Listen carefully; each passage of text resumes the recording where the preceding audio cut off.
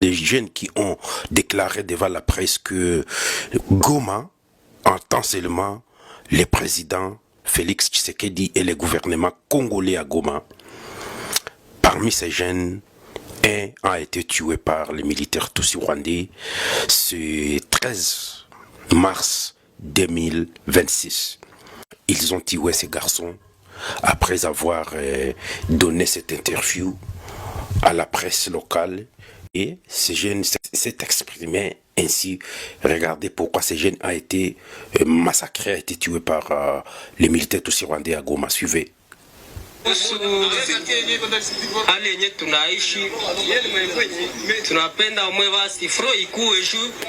La situation dans laquelle nous traversons, nous voulons que les fronts arrivent, ils font que l'armée de la République démocratique du Congo ouvre le feu sur les militaires tutsi-rwandais ici à Goma. Pour que nous puissions avoir une solution. C'est ça. Nous voulons la paix. Nous avons demandé la paix, mais on ne l'a pas trouvée.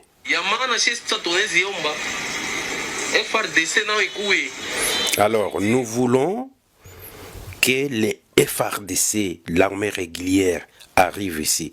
Et vous voyez, quand il parlait, il a d'abord regardé de côté et côté et voir s'il n'y a pas des militaires tutsi-rwandais. Et c'est pourquoi il a dit, nous voulons les militaires de notre gouvernement ici à Goma. Pour que nous puissions avoir la paix. Ces gens-ci, ces militaires tutsi-rwandais ne peuvent jamais nous donner la paix. Parce qu'ils ne sont pas nos frères.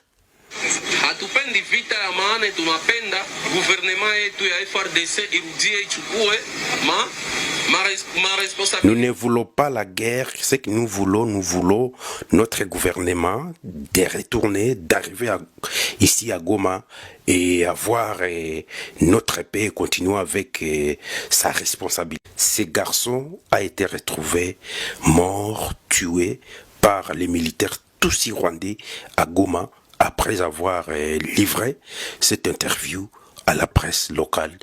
Regardez l'image.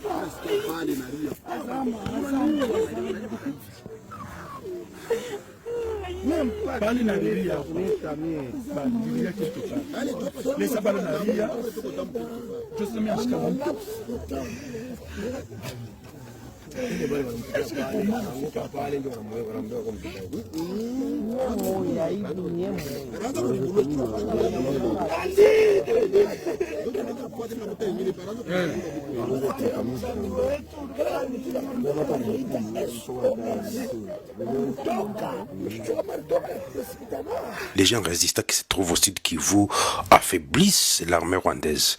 L'armée rwandaise n'a plus de force au sud Kivu. Les militaires tutsi-rwandais se rendent au Wazalendo. Comme vous pouvez voir, ces groupes qui viennent de se rendre au Wazalendo. Regardez. Lo baye komitika bamoni kete kuna basala musala mpunda eloko ezate nde babimi zamba bakimi M23 bisika bazali bazongi masa na biso mususu baza boyo bakangama na Goma ba mususu bakangama Kologoma ekweya nde bangwana chikoyo bayo mitika bango moko na nani na FARDC bamoni kete kuna baza ko sala musala mpunda bazongi na mboka na bango nde bango moko babimi sengeli ko pesa nzambe lukumu po ba mususu bakenda boye bakyo boma bango mais bango nzamba sungi babimi na mboka na bango ba sala musala bazaki deja kokangama pe ba utiliser bango makasi pour rien ba futa bango te nini te nde bazongi so moni boye bapeme na biso ya FARDC bango wana mpe bakende kozwa bango nde bango wana baza ebele bamosusu baza nsima bazaka na koya nde bazongi na mboka na bango bango wana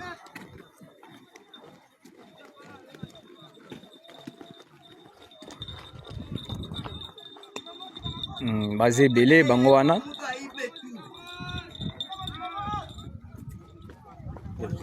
bonjour yaya ok bango wana soki omoni oyo aza wazalendo basangana ba FARDC nde baobimisa bango. Au Nord Kivu, l'armée rwandaise veut montrer à la population de Goma qu'elle cherche une république du Kivu. Et c'est la raison pour laquelle la population de Goma n'est pas d'accord. C'est Kagame qui donne des injonctions à Goma. C'est Kagame qui donne des instructions à son armée à Goma. Et c'est pourquoi la ville de Goma, il y a des jeunes qui ont créé un groupe d'une vision de mairie Patrice Lumumba. Les jeunes qui ont une vision de mairie Patrice Lumumba s'expriment devant notre caméra. Suivez. Et voilà parmi les causes qui ont poussé Kagame de venir attaquer les locaux ou loger l'agent de la MONUSCO. De la MONUSCO, l'agent des Nations Unies, de l'UNICEF. C'est ça les modes que Kagame utilise. Il commence à massacrer les Congolais se trouvant dans le M23 en fait de falsifier tous ces manœuvres qu'il a données, tous ces systèmes qu'il a donnés. Il commence maintenant à tuer les humanitaires qui ont enquêté sur les violations graves des droits de l'homme, les droits internationaux humanitaires, recrutement d'enfants, viol de femmes, vol, pillage de la ville de Goma et tuerie en cascade. Et aujourd'hui, il commence maintenant à mentir devant le monde que voilà ce Kinshasa, c'est Kinshasa. Non! Kinshasa, c'est un État, c'est un gouvernement responsable qui respecte les droits internationaux humanitaires et les droits de l'homme. Nous sommes des Wazalendo, nous sommes des patriotes, oui. Nous sommes à la porte de la ville de Goma.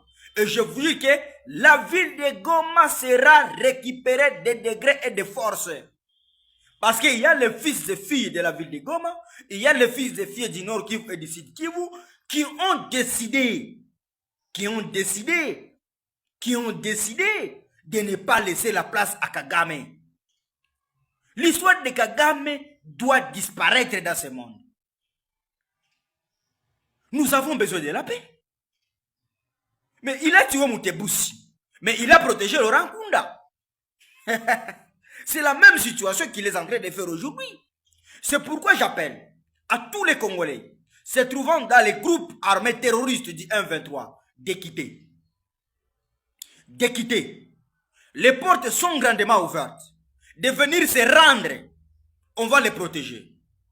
Tout celui qui est du Rwanda, qu'il rentre au Rwanda, conformément aux recommandations de l'accord de Washington. C'était Elvis Nyangezi, les Mohande qui se respectent. La ministre d'État, ministre des Affaires étrangères, Thérèse Kayikwamba, séjourne à Bruxelles. Sur place, elle a rencontré les ministres belges en charge des Affaires étrangères et celui de l'Intérieur avant d'échanger avec les députés européens sur la crise dans l'Est de la RDC. Le résumé de toutes ces rencontres avec Edith Chala. En mission en Belgique, la ministre d'État, ministre des Affaires étrangères de la République démocratique du Congo, Thérèse Kayikwamba Wagner, a multiplié les rencontres diplomatiques à Bruxelles et à Strasbourg afin de mobiliser les partenaires européens face à la crise sécuritaire et humanitaire dans l'Est de la RDC. Mercredi 11 mars à Bruxelles, la chef de la diplomatie congolaise s'est entretenue avec Bernard Quintin, ministre de la Sécurité et de l'Intérieur du Royaume de Belgique. Les discussions ont porté sur la situation sécuritaire et humanitaire dans l'Est de la RDC, marquée par la persistance des violences contre les populations civiles, ainsi que sur les efforts diplomatiques en cours pour parvenir à une paix durable, notamment dans le cadre des processus de Doha et de Washington. La ministre d'État, ministre des Affaires étrangères, Thérèse Kayikwamba Wagner, s'est aussi entretenue avec Maxime Prévost, vice-premier ministre, ministre des Affaires étrangères des affaires européennes et de la coopération du développement de la Belgique. Les discussions ont porté principalement sur la dégradation de la situation sécuritaire dans l'est de la RDC, marquée par l'activisme de la coalition RDFM 23 et ses conséquences humanitaires dramatiques pour les populations civiles. À cette occasion, la ministre d'État a salué les prises de position de la Belgique qui a contribué à sensibiliser la communauté internationale sur la gravité de la crise.